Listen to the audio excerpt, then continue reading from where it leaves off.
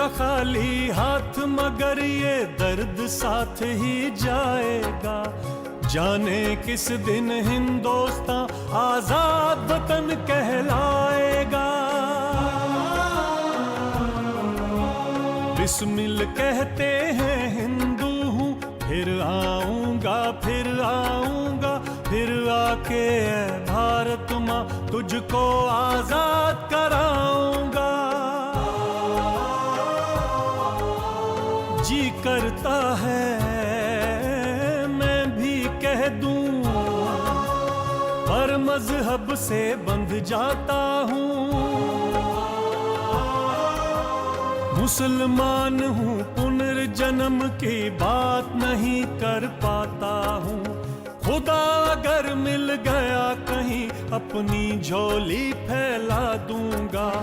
जन्नत के बदले उससे मैं पुनर्जन्म ही मांगूंगा। हमें खजाना लूटना है तो बस लूटना है। मेरे पास एक बहुत बड़ा मंसूबा है। सहारनपुर से चलने वाली 8 डाउन ट्रेन लखनऊ तक जाती है और होता यूं है कि इस लाइन के सभी स्टेशनों पर टिकट बिक्री का तमाम पैसा हर स्टेशन पर जमा किया जाता है। मतलब गाड़ी जितना आगे जाएगी उतना ही पैसा बढ़ेगा। लखनऊ से पहले जब 8 डाउन किसी छोटे स्टेशन पर रुकेगी तो हम गार्ड के डिब्बे पे दावा बोलकर संदूक से खजाना लूट लेंगे। तो ये तय रहा कि हम आने वाले दिनों में लखनऊ से चलने वाली 8 डाउन में रखा हुआ खजाना लूटेंगे।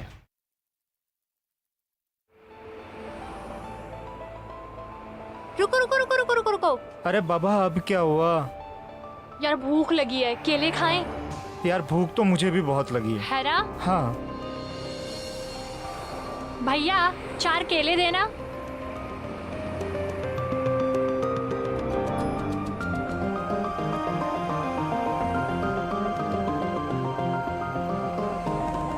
पता नहीं यार अशरफ ने कुछ खाया भी होगा कि नहीं। हाँ यार तुम बिल्कुल ठीक कहती हो। वो अपने प्रोजेक्ट में आजकल इतना बिजी है, ना उसे खाने की सुध है ना पीने की। बिल्कुल। भैया 1 दर्जन केले और पैक कर देना। आज मैडम पैक कर दे रहे हैं। इसमें डाल देना। ये लीजिए। और कितने पैसे हुए वो भी बता देना भैया। सर हो गया आपका टोटल 55 रुपये।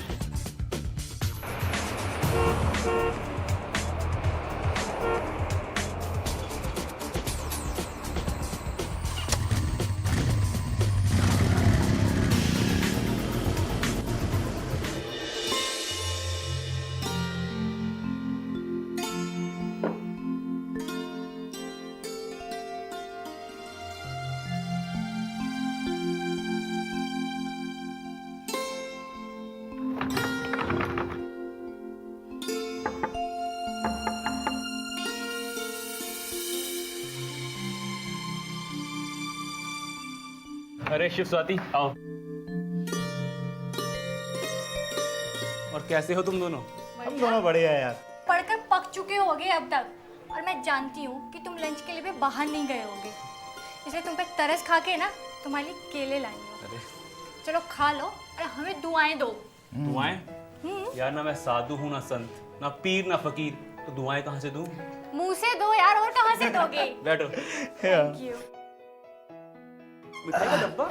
हाँ वो मैं शादी में गई थी ना, हाँ। उसी की मिठाई। अच्छा अच्छा अच्छा। यार खाने के लिए, रखने के लिए नहीं है। ओके ओके, खा रहा हूँ। हाँ यार हद है यार। ये लो तुम भी खाओ। अरे यार हम लोग खा कर के आए, खूब पेट भरा हुआ टन है। अब ये तू खा। अरे यार अकेला खाऊं? और क्या। वैसे तुझे याद है ना कि स्वाति हमें पिक्चर दिखा रही है, 6 बजे चलना है। पढ़ाकू राम याद रखना। हाँ हाँ भाई, अभी बहुत वक्त है, ये सब मालूम है। पिछली बार तुमने काकोरी ट्रेन रॉबरी में डाका डालने तक के सिनॉप्सिस लिख लिए थे, अब कहाँ तक पहुंचे? डाका डालना मतलब संदूक तोड़कर रुपए निकालने के बाद क्या हुआ? यार ये काकोरी रेल डकैती का किस्सा भी कमाल है। न जाने क्यों एक दास्तां सा लगता है। भला ये बताओ, 10 लोग एक अध कच्चे मंसूबे के साथ बगैर किसी रिहर्सल के 10 मिनट के अंदर एक चलती हुई गाड़ी में से सरकारी खजाना लूट लेते हैं, और जबकि इस गाड़ी में 14 ऐसे लोग सवार हैं जिनके पास रिवॉल्वर या बंदूक थी। और तो और इस गाड़ी में अंग्रेज फौज के 2 जवान बैठे के बैठे रह गए। अच्छा, दूसरी तरफ से गोलियां क्यों नहीं चलाई? ये बहुत इंपॉर्टेंट सवाल है। ऐसा क्यों हुआ? गाड़ी में सवार मुसाफिरों ने ये मान लिया था कि गाड़ी के बाहर तकरीबन 40 से 50 खूंखार डकैतों का गिरोह है। इसने गाड़ी पर धावा बोल दिया है। अगर उन्हें मालूम होता कि ये सिर्फ 10 नौजवान हैं और उनके पास सिर्फ 4 माउजर हैं, तो इस कहानी का खात्मा यकीनन कुछ और ही होता। भाई कमाल है, सिर्फ 10 लोगों ने इतना हंगामा काटा कि पूरी गाड़ी के मुसाफिर दुबके बैठे रह गए। वहां से निकलकर ये लोग किधर गए? मतलब कहाँ पहुंचे? लूटे हुए रुपयों के थैलों को चादर में बांधकर ये लोग पास की झाड़ियों में छुप गए। वहां से कुछ फासले पर एक बाग था, वहां कुछ देर के लिए रुके। यार, अंधेरा हो चुका था, इसलिए भी उनका डर कम था। और दूसरा, उनके बाग में पहुंचने के बाद गाड़ी भी चलने लगी थी, जिसकी आवाज वो लोग साफ सुन रहे थे। अब तो ये लोग बिल्कुल ही बेफिक्र हो चुके थे। इन लोगों ने बाजी जीत ली थी। हाँ, अगर वो इस जमाने में होते ना, तो मैं तो उन्हें परमवीर चक्र दिलवाने के लिए अनशन पर बैठ जाती और उन्हें बहादुरी के सारे मेडल दिलवा कर ही सांस लेती। यार आगे क्या हुआ? यार सुन, मिठाई तो खाने दो, मैं कितनी दूर से लेके आई हूँ। अरे यार, केला खा तो रही है, मिठाई खा के क्या करेगा? तो क्या वो मिठाई तुम्हारे लिए है? अरे मैं तो खाता ही नहीं। तुम खाते ना तो भी मैं तुम्हें नहीं देती। झगड़ो मत, मैं खा रहा हूँ। लो स्वाति, तुम खाओ। नहीं यार, मैंने बहुत खा लिया, तुम खाओ। थोड़ी तो ले ले यार। अच्छा, ले भाई, ये तुम्हारे लिए है। खाने दे यार। ये अच्छा, क्या है यार? खा लो। हाँ, अब तो मैं पूरा लड्डू ही खाऊंगा। यार आगे क्या हुआ? हाँ, सरकारी लाल चमड़ों के थैलों में से रुपयों को निकाल कर चादर पर रखा जाने लगा और थैलों को एक जगह जमा किया जाने लगा। ये काम रेलवे लाइन से हटकर आम के बाग में किया। तो उन थैलों को कहाँ छुपाया गया था? वहां से लखनऊ आते हुए रास्ते में कई बरसाती नाले थे। क्योंकि बरसात का वक्त था, इसलिए बरसाती नालों में पानी भरा हुआ था। उनके थैलों को बरसाती नालों में डालकर मुकंदी लाल लाठी से कीचड़ में दबा दिया करते और ऐसा करते हुए वो कहते, जय गंगा मैया की। तो क्या नोटों की गिनती उसी जगह की गई थी? नहीं, क्योंकि अंधेरा हो गया था तो इसलिए थोड़ी हड़बड़ाहट भी थी। उन्होंने जल्दी जल्दी थैलों को खाली किया, लेकिन उन्हें इस बात का अंदाजा हो गया था कि इससे उनके जितने भी कर्ज हैं वो सब उतर जाएंगे और पार्टी के मंसूबों में कई एक नए काम शुरू कर दिए जाएंगे, जिसका उन्हें अरमान था और ऐसा हुआ भी। वो लोग डाके के बाद काकोरी से लखनऊ गए या वापस आ गए? हाँ, ये उसी रात लखनऊ में दाखिल हुए, क्योंकि लखनऊ वहां से ज्यादा दूर नहीं था। लेकिन कमाल की बात यह थी कि जब ये लोग लखनऊ में दाखिल हो रहे थे तो किसी के चेहरे पर भी ना खौफ था ना डर। अगर वो डरपोक होते तो इतना बड़ा कारनामा कैसे कर पाते? भाई कमाल का जोश था इन सब में। अरे उसी जोश और बहादुरी के कारनामे तो आज मशहूर हैं। लेकिन तुम मुझे उलझाओ मत, हमें पिक्चर चलना है यार। चलो खड़े हो यार। ये प्रोग्राम तुम कल भी बना सकते हैं ना, मुझे कहानी सुनने दो ना। यार देख, मेरा प्रोग्राम खराब मत करो यार, मैंने पिक्चर का प्रोग्राम बनाया हुआ है यार देखो, तुम आपस में डिसाइड कर लो कि पिक्चर जाना है या कहानी सुननी है। डिसाइड हो चुका है, तुम कहानी सुनाओ। नहीं यार, पिक्चर का यार। चुप, सुनाओ। वो सब लोग अपनी अपनी राह पकड़कर अलग अलग चले गए। अगली सुबह अशफाक उल्लाह खां गर्मा गर्म जलेबी लेकर उस धर्मशाला में पहुंचे जहां बिस्मिल ठहरे हुए थे।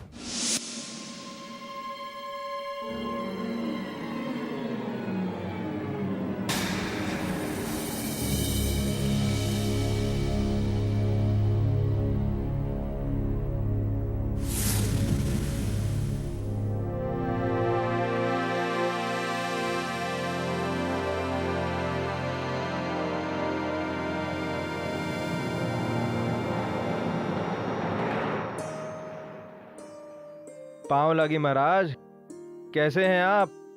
कृपा है प्रभु की। और सब कुशल मंगल तो है ना? जी सब कुछ कुशल मंगल है, तभी तो हम आपके लिए गरम गरम जलेबियां लेके आए हैं। वाह वाह वाह। अरे लीजिए खाइए ना। भाई खाते हैं। मैं नखास होकर आ रहा हूं, वहीं पे रास्ते में इंडियन टेलीग्राफ अखबार पढ़ा। मोटे मोटे अक्षरों में लिखा था, काकोरी रेल डकैती में 3 बेगुनाह मारे गए और मरने वालों में एक गोरा भी शामिल था। बिल्कुल झूठी खबर है, एकदम बकवास। मेरे हिसाब से गोली सिर्फ एक आदमी को लगी थी और वो भी हिंदुस्तानी था, और वो जख्मी हुआ था, मरा नहीं था। सब कुछ गलत छपा है। वाह वाह वाह वाह, जलेबिया गरम हो तो उसका मजा ही कुछ और होता है, और वो भी सुबह सवेरे। आहा, क्या बात है मोहन जी। बात तो आप बिल्कुल ठीक कह रहे हैं। अगर जलेबी गर्मा गर्म हो तो खाने का मजा ही कुछ और है।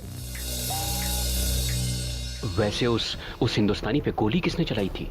मैंने सुना है कि एक आदमी घबराकर डिब्बे से बाहर निकला था, उसे हम में से किसी ने फायर किया था।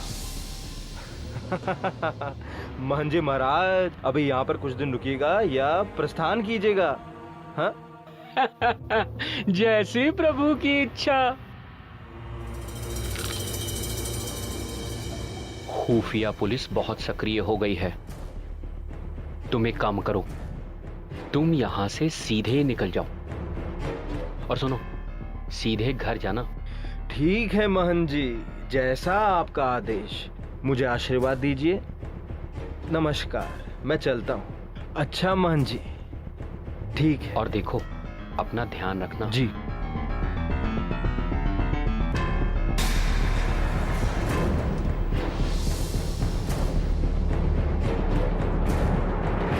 सब लोग घबराए हुए थे कि कहीं कोई पुलिस के हत्थे ना चढ़ जाए, और मुकंदी लाल पुलिस से बचने के लिए बख्शी के साथ अपनी बहन के घर जा पहुंचे। भाई मुकंदी लाल, आपका यूं अचानक आना, वो भी अपने मित्र बख्शी जी के साथ आना, हमें बहुत अच्छा लगा। क्या बात कर रहे जीजा जी, इतनी दूर लखनऊ आकर आपसे और दीदी से बिना मिले लौट जाता, ऐसा कैसे हो सकता है? पर ये तो अभी तक आपने बताया नहीं कि लखनऊ किस सिलसिले में आना हुआ था। नौकरी के लिए। वो क्या है कि इंटर कॉलेज में जूनियर लेक्चरर की जगह के लिए इंटरव्यू था। बख्शी भी इसी काम से वहाँ आए थे। वहीं मेरी इनसे भेंट हुई। मैंने सोचा इन्हें भी अपने साथ आपके यहाँ ले चलूं। ये तो मेरे बहुत पुराने मित्र हैं। जीजा जी, मैंने सुना है कल चलती गाड़ी में डकैती पड़ी। हाँ, कुछ समझ में नहीं आता। चोरी डकैती की वारदातें बढ़ती जा रही है। मेरे एक दोस्त खुफिया महकमे में आला अफसर हैं। वो बता रहे थे कि ये काम आम डकैतों का नहीं है। इसे जरूर उन लोगों ने अंजाम दिया है जिन्होंने चोरा चोरी थाने में आग लगाई थी। यानी इसके पीछे बागी लोगों का हाथ है। सुना है डकैती में दोनों तरफ से घंटों खूब गोलियां चली। अरे जाने क्या क्या सुनने में आ रहा है। कोई कहता है 2 मरे, कोई कहता है 4। हाँ, पर एक खबर पक्की है। हरदोई के रहने वाला अमजद अली नाम का एक आदमी दनादन गोलियों की आवाज सुनकर ऐसा घबराया कि बराबर के जनाने डिब्बे में बैठी अपनी बीवी को तसल्ली देने के लिए उतरा और मारा गया। बेचारा बेमतलब मारा गया। अरे हाँ जीजा जी, आप तो सरकारी अफसर है ना, और खुफिया पुलिस के अफसरों से भी आपकी अच्छी दोस्ती होगी, तो आपको कुछ खबर है आखिर ये पूरा मामला है क्या? आप लोग पढ़ने लिखने वाले आदमी हैं। आप लोगों को अंदाजा नहीं होगा कि कैसे कैसे खुराफाती लोग हैं इस दुनिया में। अब बताइए, सरकारी खजाना लूटना कोई मजाक है? और वो भी अंग्रेज बहादुर का सरकारी खजाना। पुलिस पूरे सूबे में चप्पे चप्पे की तलाशी कर रही है। बस 2-4 दिन में धरपकड़ शुरू हो जाएगी। 2-1 ऐसे हाथ लग गए इन अंग्रेजों के, 2 डंडा खाकर सच्चाई उगल देंगे। समझ लीजिए, इसके बाद सरकार का काम एकदम आसान हो जाएगा। बाकी मुझे बताया गया है कि 30-40 बागी थे इस डकैती में। अरे छोड़िए जीजा जी, चाहे चोरी हो, डाका पड़े या बम फटे, हमें क्या लेना देना। कोई पकड़ा जाए या ना पकड़ा जाए। क्यों बख्शी भाई, सही कह रहा हूँ ना मैं? इन सब चीजों से हमें क्या लेना देना। हाँ, क्यों पड़े? अरे भाई, अंग्रेजों के राज में इतनी बड़ी बात हो जाए और कोई पकड़ा ना जाए, भाई कैसी बात करते हो? पुलिस ने चारों ओर जाल बिछा रखा है अपने मुखबरों का। देख लेना, कल शाम तक ही हर शहर, कस्बों के थानों, रेलवे स्टेशनों और तहसील कचहरियों में सरकारी इश्तिहार चिपके होंगे कि सरकारी खजाने की डकैती के मुतालिक किसी भी मुलजिम को पकड़वाने या खबर देने वाले को सरकार की जानिब की ओर से 5,000 रुपए का नकद इनाम मिलेगा। फिर क्या होगा, कुछ लोग मेंढक की तरह उछल उछल कर नाम उगलने लगेंगे। वहाँ मैंने अजब ही हाल देखा। ज्यादातर लोग खुश होकर एक दूसरे को बता रहे थे, देखा बहादुरों ने कैसे चलती गाड़ी से सरकारी खजाने को दंगे की चोट पर लूट लिया। अरे भाई, अंग्रेजों के पास भी ऐसे लोगों की पूरी फौज है जो उनके तलवे चाटने का बहाना तलाश करते रहते हैं। ये राय बहादुर और खान बहादुर बनने के लिए कुछ भी करने को तैयार हैं। उनकी तादाद भी कम नहीं है। अरे छोड़िए, चाय आ गई।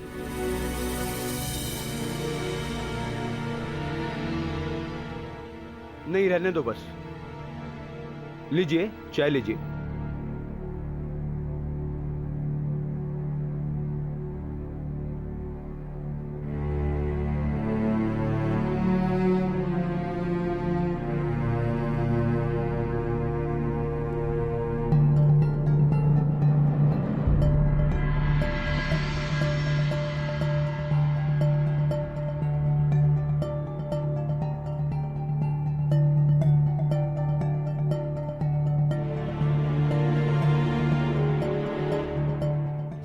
मुकंदीलाल के जीजा को जरा भी शक नहीं हुआ कि वो लोग वारदात करके आए हैं? अरे यार, ये क्रांतिकारी भी ना एक्टरों के एक्टर थे यार। एक्टर से याद आया, तुम लोगों ने मेरी फिल्म निकलवा दिया, मेरा मूड खराब कर दिया यार। अच्छा यार, चलते हैं अभी। ठीक है यार। अच्छा, एक बात बता, खाना खा के लाया ढाबे पे। वो ढाबे चल फिर, कल तो यूनिवर्सिटी मिलते हैं, बाय।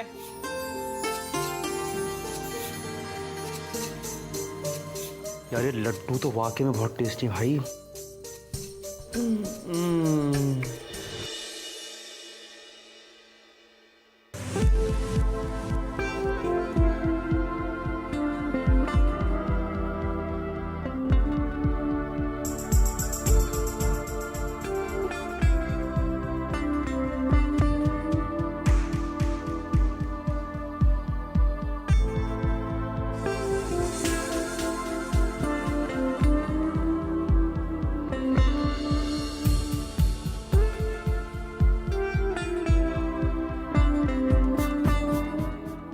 अबे पढ़ाकू महाराज, कहाँ है सुबह से भाई? तेरे को ढूंढ ढूंढ के परेशान हूँ मैं।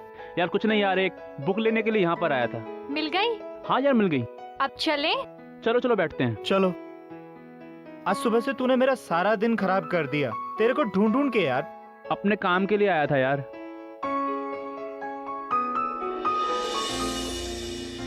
ओह गॉड। अच्छा तुम दोनों ये बताओ कि मुझे ढूंढ क्यों रहे थे?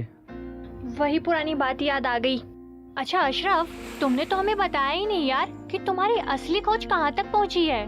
मेरा मतलब है अशफाक, विस्मिल और उसके दोस्त फरार हो गए या पकड़े गए? काकोरी रेल के बाद किस पर क्या बीती? यार जाहिर सी बात है, एक चलती हुई गाड़ी में से सरकारी खजाने को लूटना, और वो भी इतनी जांबाजी से, ये सरकार के मुंह पर जोरदार तमाचा था। और सरकार इस तमाचे को खाने के बाद चुप बैठने वाली नहीं थी। 9 अगस्त 1925 की रात, यानी डकैती वाली रात के बाद जो सुबह आई, उस सुबह ने अंग्रेज सरकार की नींद उड़ा के रख दी। अंग्रेज सरकार को खबर थी कि ये सब लोग यूनाइटेड प्रोविंस यानी आज के उत्तर प्रदेश में छुपे हुए थे। सरकार को इस बात की खबर तो थी, यूनाइटेड प्रोविंस यानी आज के उत्तर प्रदेश के कई इलाकों में इस तरह के नौजवान काम कर रहे हैं।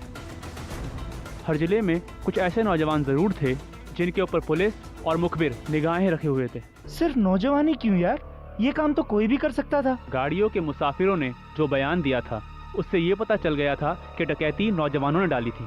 इसलिए पुलिस और एडमिनिस्ट्रेशन नौजवानों को फोकस किए हुए थे।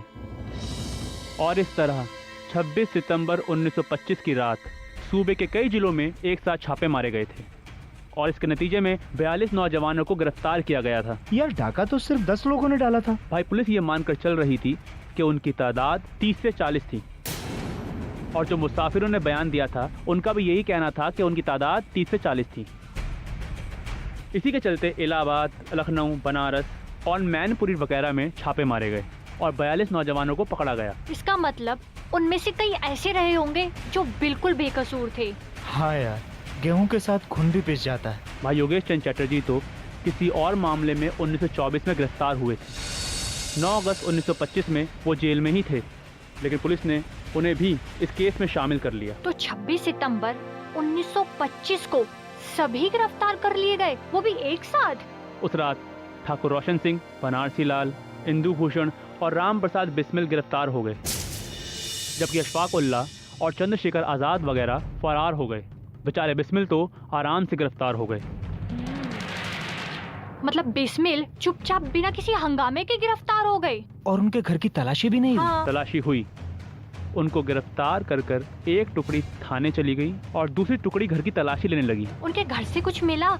मतलब नोटों की गड्डियाँ या हथियार वगैरह? उनके घर से कुछ नहीं मिला, ना ही हथियार और ना ही रेलवे वाले नोट। फिर पुलिस ने जुर्म किस बिना पे साबित किया यार?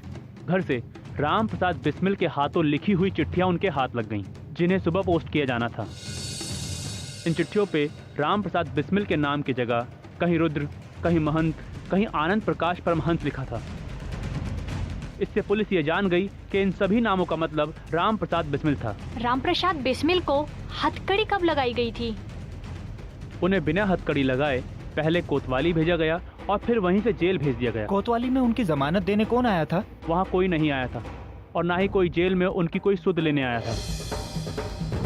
कई दिनों तक तो उन्हें खबर भी नहीं थी कि कहाँ कहाँ छापे पड़े, कौन कौन पकड़ा गया, किस पर क्या बीती। ऐसा भला क्यों हुआ यार? एक तो अंग्रेज सरकार का खौफ और दूसरा चोरी डकैती में पकड़े जाने वाले लोगों का समाज में साथ देने वाला कौन होता है। हम आज भी ऐसे लोगों से अपना दामन बचाते हैं। उस वक्त भी यही साइकी थी। पेट में चूहे कूद रहे हैं यार। और आज आपने हमें किसी ढाबे पर लंच कराने का वादा किया था, अशरफ उल्लाह खान साहब, और अगर आपकी इजाजत हो तो यहाँ से ढाबे की तरफ रुख किया जाए। चलिए चलें। चल। ओके।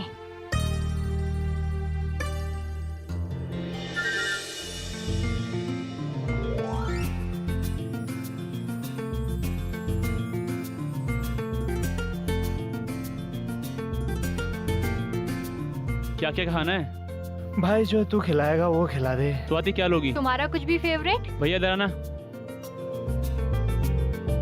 हाँ जी बोलो जी। क्या क्या है? हाँ जी, शाही पनीर है, मटर पनीर है, कढ़ाई पनीर है, चना मसाला है, दाल मखनी है, दाल फ्राई है, मिक्स वेज है, पालक पनीर है। हाँ एक जी, काम बोलो करो। जी। हाँ? बताइए, आप बताइए। एक काम करो, एक दाल हाँ मखनी, जी, एक शाही हाँ पनीर, जी, एक मिक्स एक वेज। Mix veg. रोटी कितनी खाएगी? एक। और तू?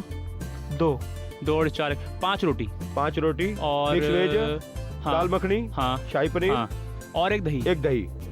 ठीक है जी।